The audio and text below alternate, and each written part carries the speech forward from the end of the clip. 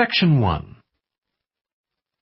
You will hear a woman reporting a theft to an officer in a police station.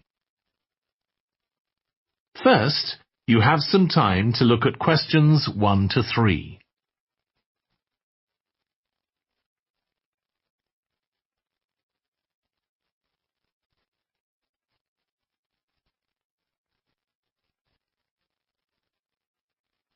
Now we shall begin. You should answer the questions as you listen, because you will not hear the recording a second time. Listen carefully and answer questions 1 to 3. Good morning. What can I do for you? I want to report a theft. I had some things stolen out of my bag yesterday. I'm sorry to hear that. Right, so I'll need to take a few details. Can I start with your name? Louise Taylor. Okay, thank you. And are you resident in the UK? No, I'm actually Canadian, though my mother was British. And your date of birth? December 14th, 1977. So you're just visiting this country? That's right. I come over most summers on business. I'm an interior designer, and I come over to buy old furniture. Antiques, you know? There are some really lovely things around here, but you need to get out to the small towns. I've had a really good trip this year, until this happened.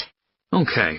So you've been here quite a while? Yes, I'm here for 2 months. I go back next week. So, may I ask where you're staying now? Well, at present, I've got a place at Park Apartments. That's on King Street. I was staying at the Riverside Apartments on the same street, but the apartment there was only available for 6 weeks, so I had to find another one. Okay. And the apartment number? 15.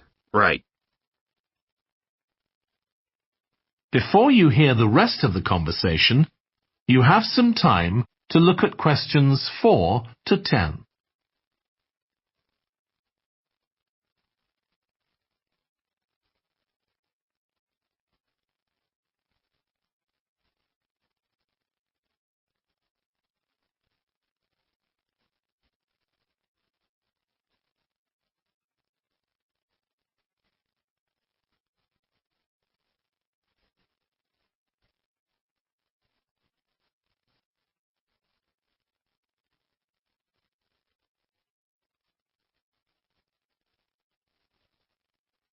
Now listen and answer questions 4 to 10.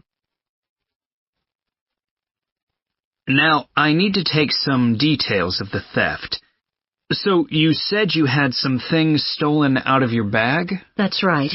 And were you actually carrying the bag when the theft took place? Yes. I really can't understand it.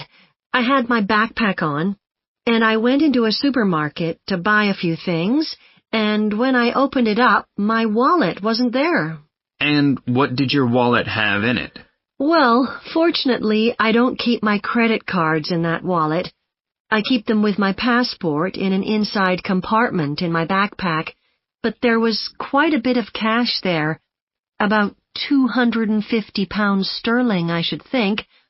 I withdrew £300 from my account yesterday, but I did a bit of shopping, so I must have already spent about £50 of that. Okay. At first I thought, oh, I must have left the wallet back in the apartment. But then I realized my phone had gone as well. It was only a week old, and that's when I realized I'd been robbed. Anyway, at least they didn't take the keys to my rental car. Yes. So, you say the theft occurred yesterday? Yes. So that was September the 10th? And do you have any idea at all of where or when the things might possibly have been stolen? Well, at first I couldn't believe it because the bag had been on my back ever since I left the apartment after lunch. It's just a small backpack, but I generally use it when I'm traveling because it seems safer than a handbag. Anyway, I met up with a friend, and we spent a couple of hours in the museum. But I do remember that as we were leaving there, at about 4 o'clock, a group of young boys ran up to us. and they were really crowding round us, and they were asking us what time it was. Then, all of a sudden, they ran off. Can you remember anything about them? The one who did most of the talking was wearing a T-shirt with a picture of something. Let's see. A tiger. Right. Any idea of how old he might have been? Around 12 years old? And can you remember anything else about his appearance? Not much. He was quite thin. Color of hair? I do remember that. He was blonde. All the others were dark-haired. And any details of the others? Not really. They came and went so quickly. Right.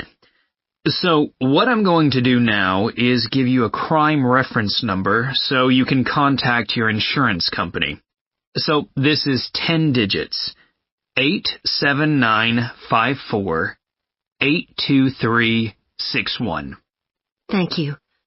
So, should I contact... That is the end of section 1. You now have half a minute to check your answers.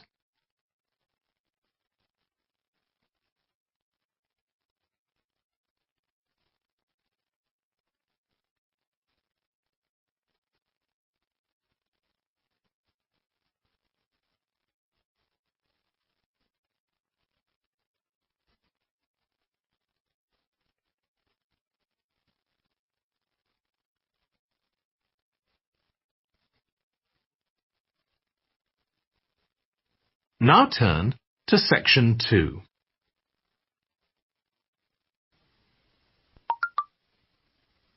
Section 2. You will hear a manager giving a welcome talk to a group of apprentices who are starting their training at the company. First, you have some time to look at questions 11 to 14.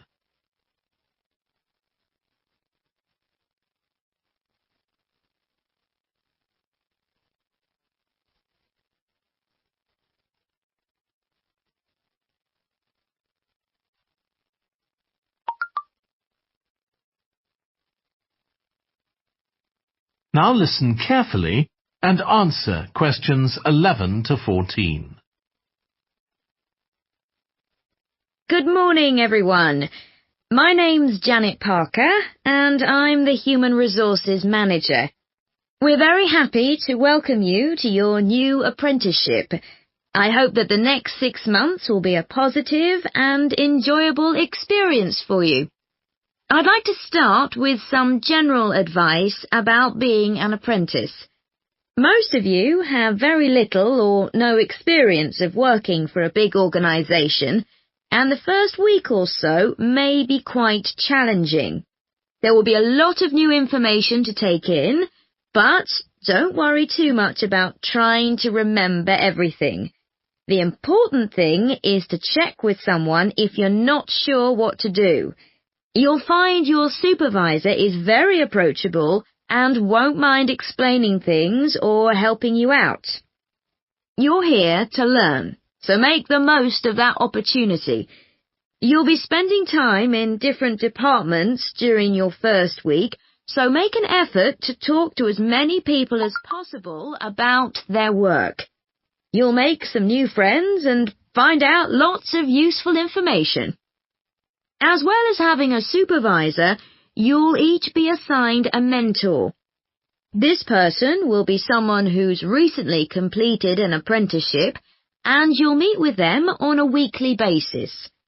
Their role is to provide help and support throughout your apprenticeship. Of course, this doesn't mean they'll actually do any of your work for you.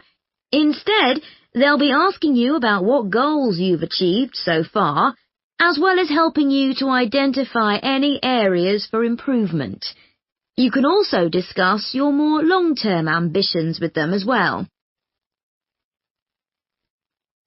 Before you hear the rest of the talk, you have some time to look at questions 15 to 20.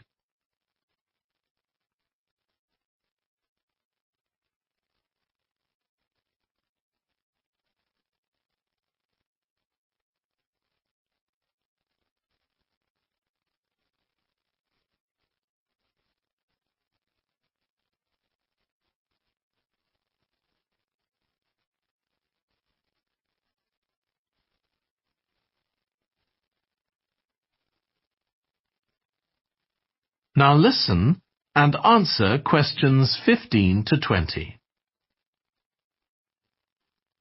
Now, I just want to run through a few company policies for our apprenticeship scheme with you.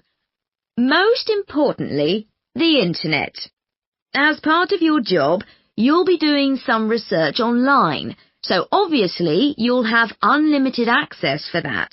But please don't use it for personal use. You'll have your own phones for that.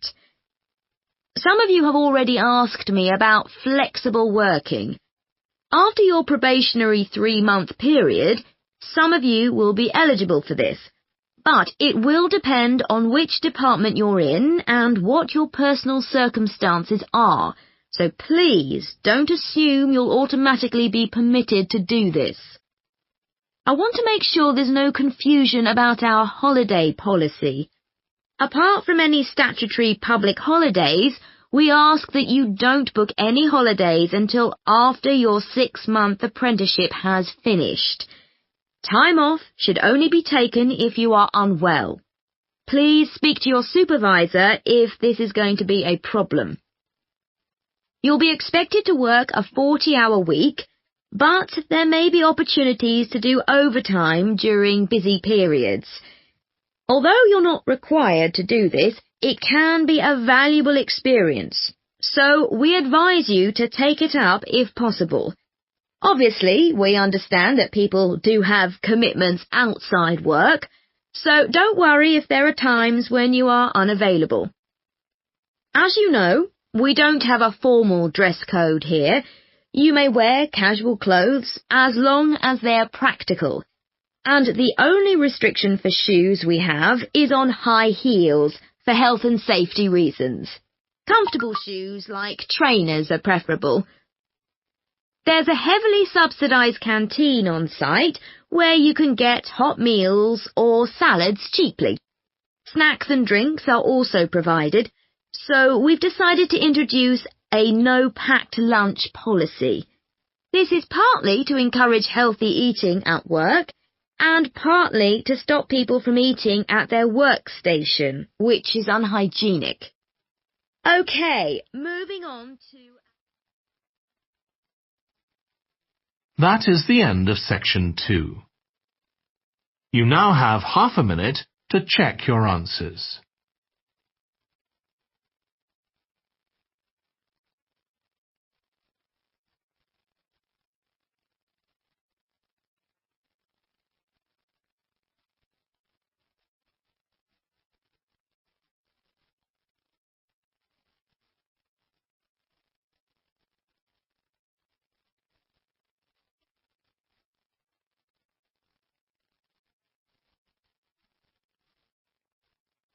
Now turn to section 3. Section 3. You will hear 2 urban planning students, called Carla and Rob, discussing their presentation on cities built by the sea, following instructions from their tutor. First, you have some time to look at questions 21 to 25.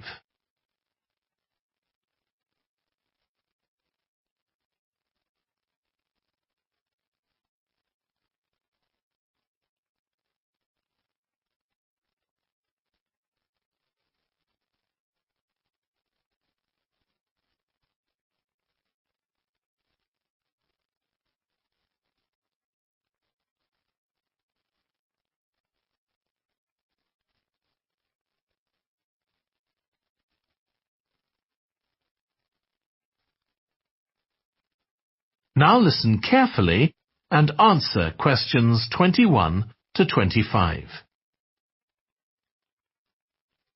Okay, so what I'd like you to do now is to talk to your partner about your presentations on urban planning. You should have done most of the reading now, so I'd like you to share your ideas and talk about the structure of your presentation and what you need to do next. Okay, Rob, I'm glad we chose quite a specific topic, cities built next to the sea. It made it much easier to find relevant information. Yeah, and cities are growing so quickly. I mean, we know that more than half the world's population lives in cities now. Yeah, though that's all cities, not just ones on the coast. But most of the biggest cities are actually built by the sea. I'd not realised that before. Nor me. And what's more, a lot of them are built at places where rivers come out into the sea, but apparently this can be a problem. Why?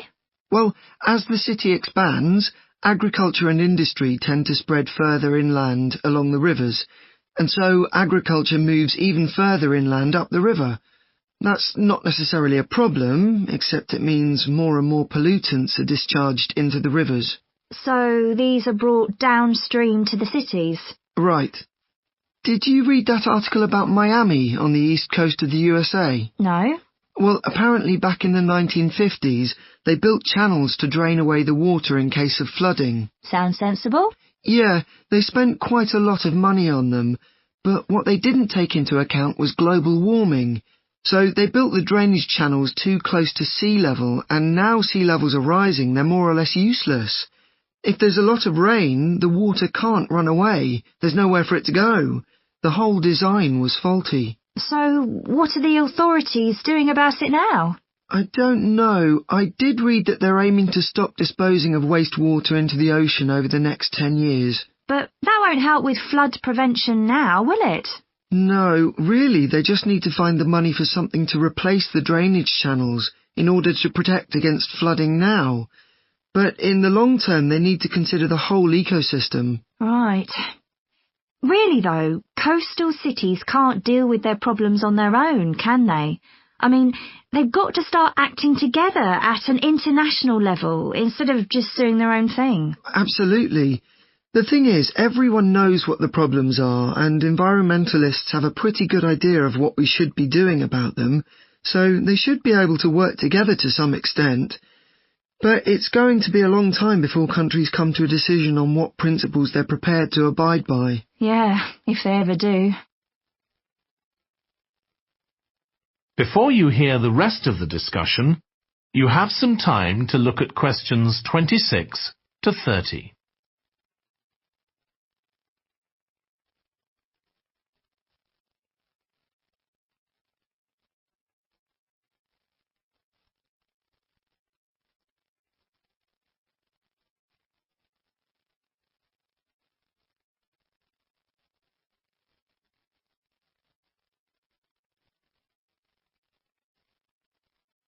Now listen and answer questions 26 to 30. So, I think we've probably got enough for our presentation. It's only 15 minutes. Okay, so I suppose we'll begin with some general historical background about why coastal cities were established. But we don't want to spend too long on that. The other students will already know a bit about it. It's all to do with communications and so on. Yes. We should mention some geographical factors, things like wetlands and river estuaries and coastal erosion and so on. We could have some maps of different cities with these features marked. On a handout, you mean? Or some slides everyone can see? Yeah, that'd be better. It'd be good to go into past mistakes in a bit more detail. Did you read that case study of the problems there were in New Orleans with flooding a few years ago? Yes. We could use that as the basis for that part of the talk. I don't think the other students will have read it, but they'll remember hearing about the flooding at the time. Okay. So that's probably enough background. So then we'll go on to talk about what action's been taken to deal with the problems of coastal cities. Okay. What else do we need to talk about? Maybe something on future risks, looking more at the long term if populations continue to grow? Yeah, we'll need to do a bit of work there. I haven't got much information. Have you? No, we'll need to look at some websites. Shouldn't take too long. Okay. And I think we should end by talking about international implications. Maybe we could ask people in the audience. We've got people from quite a lot of different places. That'd be interesting, if we have time, yes. So now, shall we go on? That is the end of section 3. You now have half a minute to check your answers.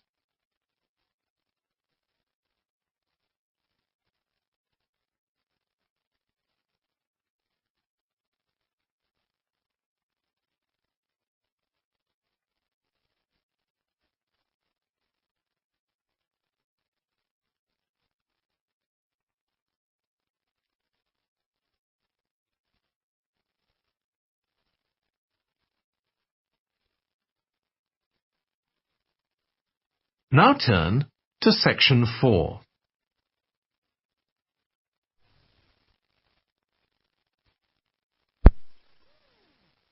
You will hear part of a lecture on renewable energy that uses the power of the sea. First, you have some time to look at questions 31 to 40.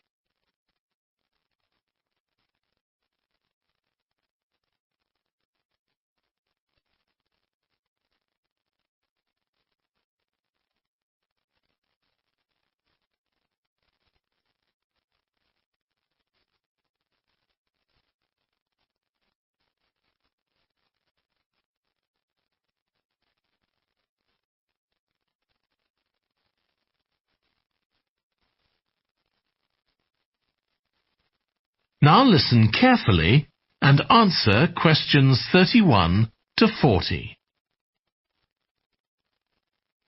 Producing enough energy to meet our needs has become a serious problem. Demand is rising rapidly because of the world's increasing population and expanding industry.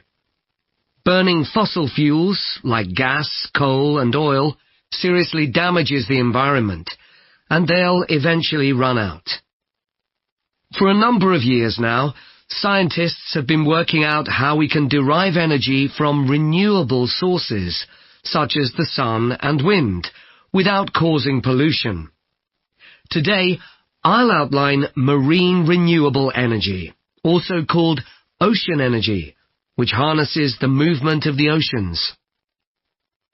Marine renewable energy can be divided into three main categories: wave energy, tidal energy, and ocean thermal energy conversion.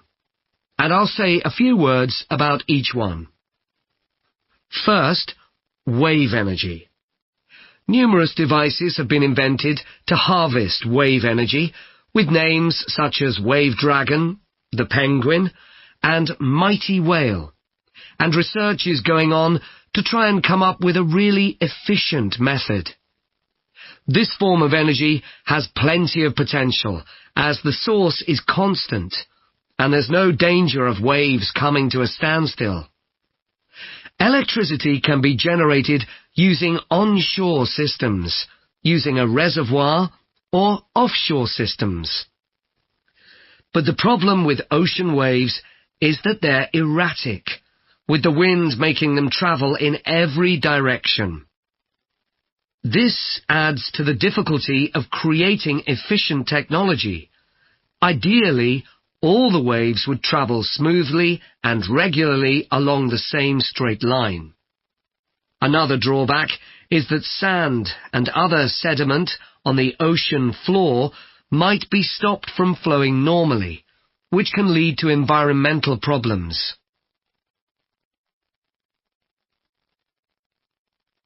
The second category of marine energy that I'll mention is tidal energy. One major advantage of using the tide, rather than waves, as a source of energy, is that it's predictable. We know the exact times of high and low tides for years to come. For tidal energy to be effective, the difference between high and low tides needs to be at least 5 meters. And this occurs naturally in only about 40 places on Earth. But the right conditions can be created by constructing a tidal lagoon, an area of seawater separated from the sea. One current plan is to create a tidal lagoon on the coast of Wales. This will be an area of water within a bay at Swansea, sheltered by a U-shaped breakwater, or dam, built out from the coast. The breakwater will contain 16 hydro turbines, and as the tide rises, water rushes through the breakwater, activating the turbines, which turn a generator to produce electricity. Then, for 3 hours as the tide goes out, the water is held back within the breakwater, increasing the difference in water level until it's several meters higher within the lagoon than in the open sea.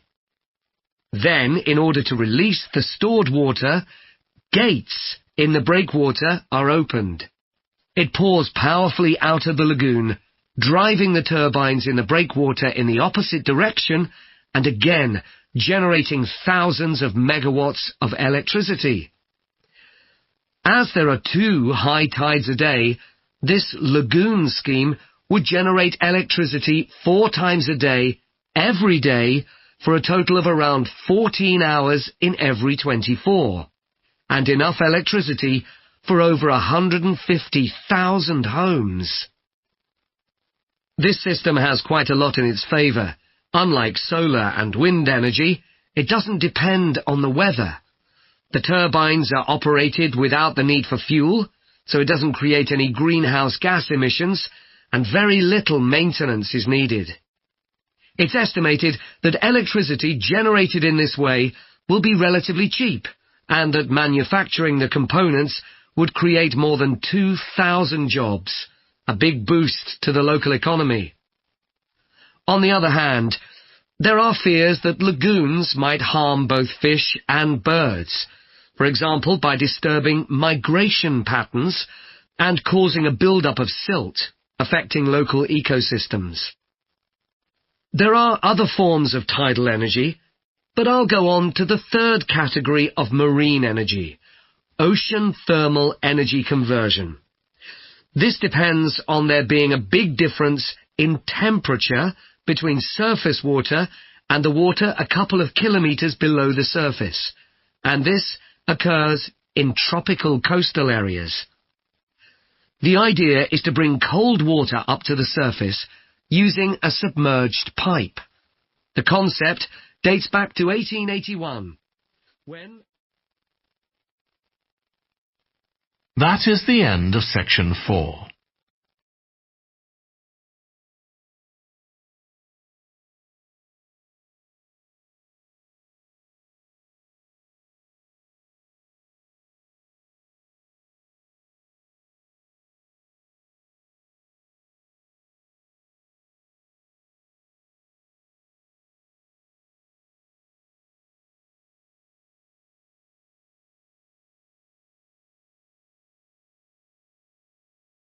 Thank you.